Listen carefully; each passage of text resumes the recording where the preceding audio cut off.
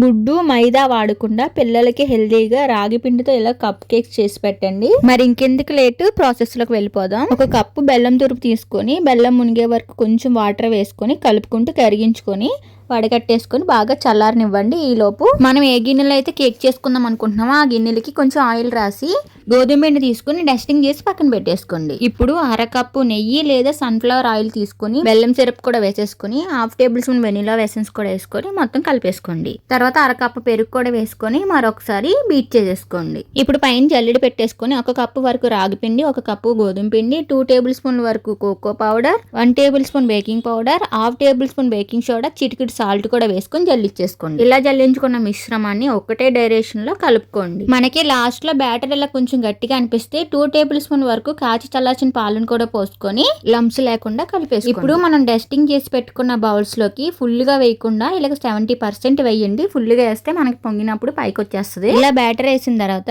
Cups ని ఒకసారి tap చేసుకోండి. తర్వాత పైనుంచి కొంచెం వేయించుకున్న నువ్వులు, డ్రై ఫ్రూట్స్ వేసుకొని ఆల్రెడీ ముందుగానే ప్రీహీట్ చేసి పెట్టుకున్న గిన్నెలోకి పెట్టేసుకొని ఫ్లేమ్ ని లోలో పెట్టి 30 to 40 minutes వరకు బేక్ చేయండి. బ్యాటర్ ని మీరు ఇలా కప్ కేక్స్ కింద అయినా వేయొచ్చు, లేదంటే ఇలాగా మీరు ఒక గిన్నెలోకి డస్టింగ్ చేసేసుకొని సేమ్ ప్రాసెస్ లో బ్యాటర్ వేసేసుకొని పైనుంచి కొంచెం నువ్వులు, డ్రై ఫ్రూట్స్ వేసుకొని ప్రీహీట్ చేసుకున్న కుక్కర్ లో కూడా పెట్టేసుకొని ఇవి కూడా బేక్ చేసుకోవచ్చు. చూడండి, ఒక 30-35 minutes తర్వాత టూత్ పిక్ గుచ్చి చూస్తే ఏమీ అంటలేదు, అంటే మన కేక్ పర్ఫెక్ట్ గా బేక్ అయిపోయినట్టు. పూర్తిగా చల్లారిపోయిన తర్వాత కేక్ ని ఇలా డీమౌల్డ్ చేసేసుకుంటే హెల్దీగా రాగి పిండి కేక్స్ రెడీ అయిపోయినట్టే. మీరు కూడా ట్రై చేసి మీ పిల్లలకి పెట్టేయండి. అలాగే వెళ్తూ వెళ్తూ వీడియోకి చిన్న లైక్ చేసి ఫాలో చేసి సబ్స్క్రైబ్ చేసుకోండి.